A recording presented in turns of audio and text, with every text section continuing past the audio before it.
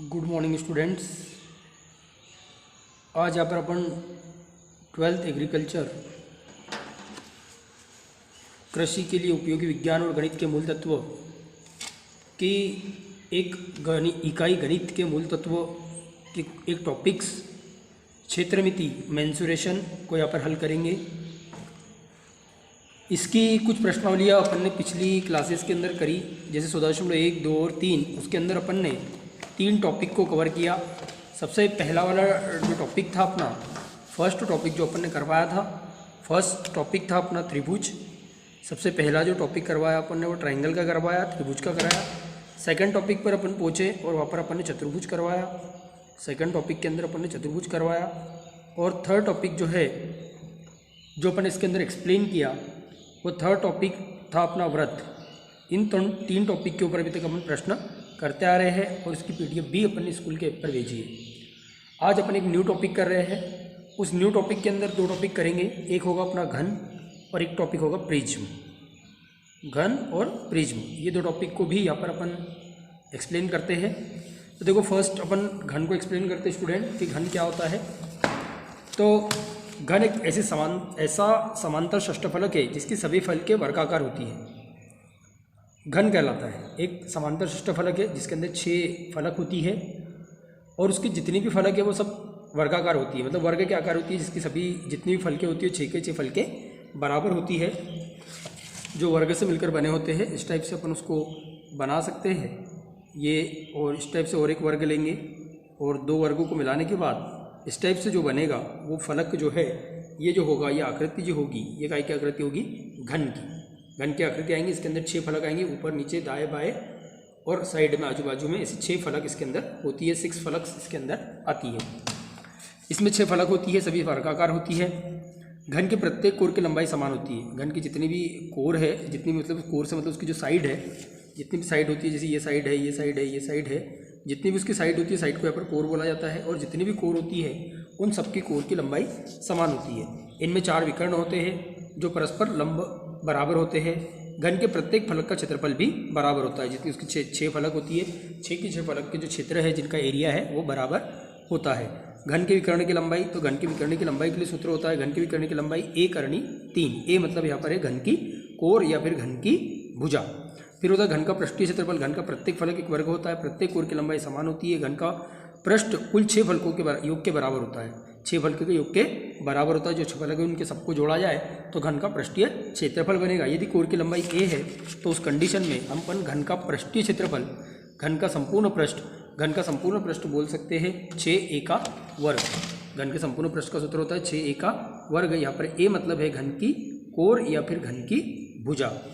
उसके बाद घन का आयतन। घन का आयतन मतलब होता है 1 की घात 3, मतलब भुजा की घात 3 या फिर कोर की घात 3। आयतन से मतलब होता है कि उसके अंदर कोई की जितनी चीज़ कितनी बैठ रही है, उसकी कैपेसिटी क्या है, उसे अपन घन का आयतन कहते हैं। अब यहाँ पर कुछ प्रश्न दिए, जैसे घन की कोर 12 सेंटीमीटर है, उसके विकर्ण की लंबाई, संपूर्ण पृष्ठ और आयतन ज्ञात कीजिए। बहुत सरल स्टूडेंट दिया है। घन की कोर ये है, घन के विकर्ण की लंबाई का सूत्र a करनी 3 होता है और a मतलब घन की कोर का मान 12 है, तो 12 करनी 3 सेंटीमीटर। घन का पृष्ठीय क्षेत्रफल 6 का वर्ग 6, घन की कोर 12 है, 12 का वर्ग 6 गुना 12 का वर्ग कितना होता है स्टूडेंट? 144, और 6 का गुना 144 में कराएंगे तो 864 वर्ग सेंटीमीटर या फिर सेंटीमीटर का वर्ग। उसी टाइप से घन का आयतन 1 की घात 3, और घन के आयतन के लिए 1 की घात 3 होता है, और a मतलब घन की कोर जो 12 है, 12 की घन 3 मतलब 1728 घन सेंटीमीटर। इसी टाइप से घन का आयतन 125 घन सेंटीमीटर है, तो उसका संपूर्ण पृष्ठ ज्ञात कीजिए। अब अगर संपूर्ण पृष्ठ ज्ञात करना है तो अपने पास उसके लिए उसके कोर के होना जरूरी है कि उसकी कोर कितनी है, ये होना जरूरी है। अगर अपने घन का संपूर्ण पृष्ठ ज्ञात करना है तो घन के संपूर्ण पृष्ठ का सूत्र है 6a का वर्ग, और a जो है यहाँ पर है घन की कोर। तो घन की कोर की लंबाई अपने को दी नहीं है और अपने को दिया है घन का आयतन। तो यहाँ पर घन का आयतन 1 की घात 3, घन का आयतन कितना है 125, 1 की घात 3, 125 किसका घन है? 5 की घात 3 का, इसलिए घात 3 से घात 3 कट गया तो a बराबर हो गया 5। तो घन की कोर जो है वो कितने विद्यार्थियों यहाँ पर 5 आ गए। अब घन का संपूर्ण पृष्ठ निकालना है, तो घन का संपूर्ण पृष्ठ क्या होता है? 6a का वर्ग। घन का संपूर्ण पृष्ठ होता है 6a का वर्ग। 6 गुना a का मान कितना है अपने पास? 5, तो 5 का वर्ग। 6 गुना 5 का वर्ग कितना होता है? 25। जब इसके अंदर गुना करेंगे तो 150 वर्ग मीटर या फिर मीटर का वर्ग, ये हो जाएगा आपका घन का संपूर्ण पृष्ठ। इसी प्रकार से उदाहरण 3 है जो आपको करना है, उदाहरण 4 और उदाहरण 5 सिंपल इसी तरीके से है। एक इम्पोर्टेंट टॉपिक, अगला एक टॉपिक है घन के बाद जो अपन यहाँ पर करवाने जा रहे हैं वो टॉपिक है अपना प्रिज्म। अगला टॉपिक जो है वो है अपना प्रिज्म। समतल फलकों से परिबद्ध ऐसे ठोस को प्रिज्म कहते हैं जिसके 2 फलक होती है। इसके अंदर 2 फलक होती है, जैसे घन के अंदर 6 फलक होती है, वैसे प्रिज्म के अंदर 2 फलक होती है जिन्हें उसके सिरे कहते हैं, जिन्हें उनके सिरे कहते हैं, ऊपर और नीचे। समांतर समतलों में सर्वांगसम बहुभुज और शेष फलक जिन्हें उन्हें पार्श्वर्य फलक कहते हैं समांतर चतुर्भुज कहलाते हैं। आसन्न पार्श्वर्य फलकों की प्रतिच्छेद रेखाओं को उसके पार्श्वर्य कोरे अथवा केवल कोरे कहते हैं। जिसके सिरे पर समवार्ष प्रिज्म खड़ा है अथवा रखा जाता है उसे आधार कहते हैं। जिसके ऊपर अपन प्रिज्म को खड़ा रखते हैं उसे आधार कहते हैं। यदि प्रिज्म के सिरे त्रिभुज है तो उसे त्रिभुजीय प्रिज्म कहते हैं, और यदि त्रिभुज चतुर्भुज या बहुभुज है तो उसे चतुर्भुजीय प्रिज्म कहते हैं। अब इसके प्रिज्म के लिए कुछ गुणधर्म हैं। सभी पार्श्वर्य कोरे बराबर और समांतर होती है। इसके सिरे सर्वांगतम तथा संगत भुजाएं समांतर होती है। प्रत्येक सिरे में n भुजाएं हो तो प्रिज्मों को सभी फलक n+2 द्वारा कोरे होती है। लंब प्रिज्म के पार्श्वर्य फलक तिर्यक फलक प्रिज्म के समांतर होते हैं। प्रिज्म के सिरों के बीच की दूरी ऊंचाई होती है। प्रिज्म का पार्श्वर्य पृष्ठ अगर निकालना है, पीछे वाला पृष्ठ निकालना है तो उसका सूत्र होता है आधार गुना आधार का परिमाप गुना ऊंचाई। प्रिज्म का संपूर्ण पृष्ठ निकालना है 2 आधार का क्षेत्रफल गुना पार्श्वर्य क्षेत्रफल, और प्रिज्म का आयतन निकालना है तो आधार का क्षेत्रफल गुना ऊंचाई। उससे अपन इसका आयतन ज्ञात कर सकते हैं। और इसी के ऊपर आधारित कुछ प्रश्न है, जैसे प्रिज्म का आयतन और क्षेत्रफल क्रमशः 104 और 13 वर्ग सेंटीमीटर थे, उसकी ऊंचाई क्या होगी? तो प्रिज्म का आयतन बराबर आधार का क्षेत्रफल गुना ऊंचाई। प्रिज्म का आयतन 104 दिया है, प्रिज्म का क्षेत्रफल जो है वो 13 है, गुना ऊंचाई अपने को ज्ञात करनी है। तो 13 से उसको भाग किया तो एच बराबर कितना हो गया? 8 सेंटीमीटर। इसी टाइप से इसके प्रश्न क्रमांक 2, 3 और 4 इन प्रश्नों को भी आपको हल करने हैं। इनके उदाहरण मैंने PDF के माध्यम से आपको भेजे हैं।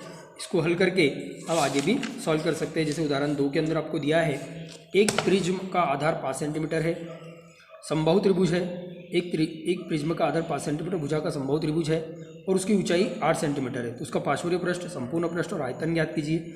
आधार का परिमाप 3 गुना 5 8 सेंटीमीटर, ऊंचाई भी अपने को दी है। प्रिज्म का पार्श्वर्य पृष्ठ आधार का परिमाप गुना ऊंचाई 15 गुना 8 120। प्रिज्म के आधार का क्षेत्रफल करने, क्योंकि प्रिज्म का आधार जो है वो समबाहु त्रिभुज का आकार का है, इसलिए समबाहु त्रिभुज का क्षेत्रफल होता है करने 3/4 भुजा का वर्ग, और भुजा जो है आपके पास 5 दी है तो इसलिए 5 का वर्ग करके या 25 करने बटे 3 4। प्रिज्म का संपूर्ण पृष्ठ निकालना 2 गुणित आधार का क्षेत्रफल पार्श्वर्य 2 आधार का क्षेत्रफल है 25 करने 3/4 प्लस पार्श्वर्य पृष्ठ जो अपन ने निकाल के रखा है। पार्श्वर्य पृष्ठ है अपना 120 यहाँ पर रख देंगे।